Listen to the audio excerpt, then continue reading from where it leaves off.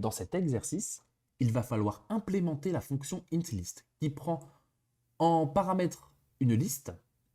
Il faudra renvoyer true si tous les éléments dans la liste sont des valeurs entières, comme c'est le cas ici, par exemple. Nous avons la sortie true, ou des valeurs à virgule sans valeur décimale après la virgule. C'est-à-dire que ce cas de figure respecte cela, parce qu'on peut considérer ces valeurs-là comme des entiers, dans la mesure où il y a un 0 après la virgule, donc on renvoie true, parce qu'ils ont tous des 0 après la virgule. Ce qui n'est pas le cas ici, effectivement. Nous avons 0 et 0 ici, mais là, nous avons une valeur supérieure à 0, donc nous renvoyons false. Pareil ici. Naturellement, si nous avons une liste avec d'autres types, là, dans ce cas-là, une string, donc une chaîne de caractères, nous renvoyons false. Et puis, si l'entrée principale n'est même pas d'une liste, nous renvoyons false également, comme c'est le cas ici. Renvoyer false pour tous les autres cas.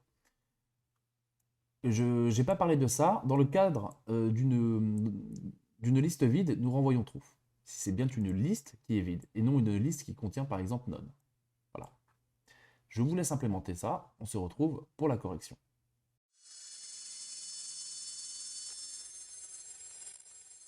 C'est parti pour l'implémentation.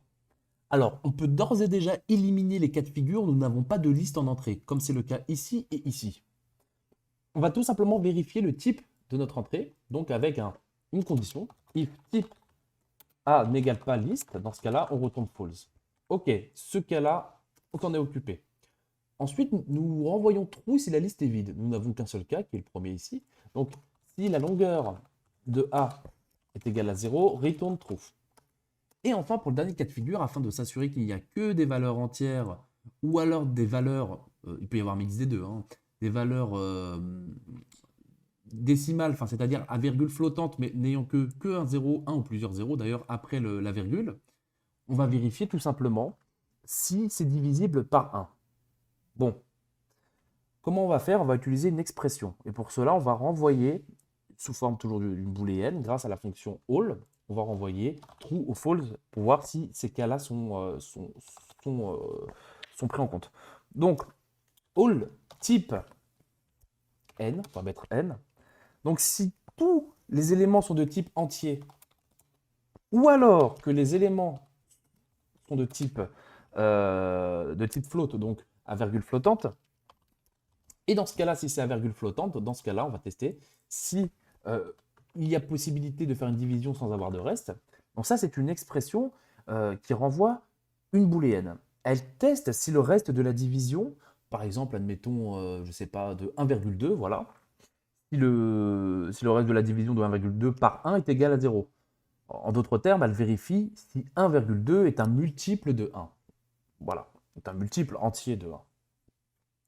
Donc, pour cela, si cette condition est satisfaite, dans ce cas-là, si tous les cas de figure que nous avons vérifiés ici permettent de satisfaire la condition générale, on aura all, la fonction all nous renverra true. Voilà. Donc, compréhension de liste, for n in A, pour chaque valeur numérique que nous avons dans notre liste. On peut faire un return true. Autrement, dans tous les autres cas, on retournera false. On exécute. Ah oui, c'est la fâcheuse tendance que j'ai à utiliser E à chaque fois. N. Et voilà. Nous avons effectivement les sorties escomptées. Nous aurions tout simplement pu renvoyer directement all de cette manière-là. Donc, return all. Et voilà, on aurait eu exactement le même résultat. Bon. Pareil, est-ce qu'il n'est pas possible d'implémenter ça d'une manière plus condensée? Oui. Alors, on va le faire sous forme d'une fonction lambda.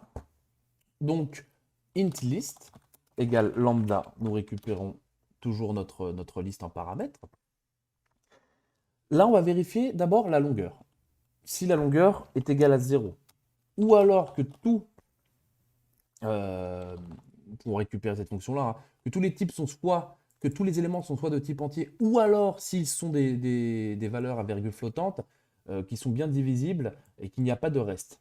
Voilà, pour tous les éléments présents dans la liste. On est toujours sur la même logique, on peut même faire un copier-coller, mais personnellement, moi j'aime bien réécrire à chaque fois.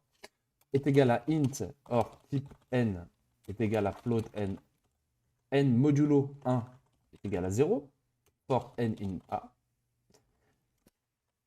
Et là, on a vérifié la longueur, mais pas le type au départ. Donc, si le type, if type A est égal list.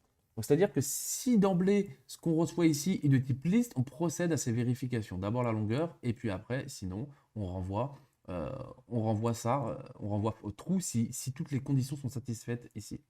Autrement, on renvoie false. Voilà. Donc là, nous avons un return implicite.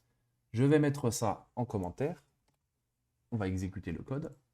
Et effectivement, nous avons la même sortie. Nous l'avons fait sous un format un peu plus condensé. Donc pour récapituler, notamment pour notre fonction lambda qui a exactement le même mode de fonctionnement, c'est que d'une part, on va vérifier la longueur ici, au tout début, mais le type est vérifié à condition, c'est-à-dire qu'on vérifie d'abord le type avant d'enclencher ce processus. Donc, ce cas de figure-là, ou alors ce cas de figure-là, renverront true.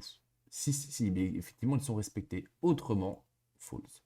Et nous avons exactement les mêmes sorties. C'est tout pour cette correction.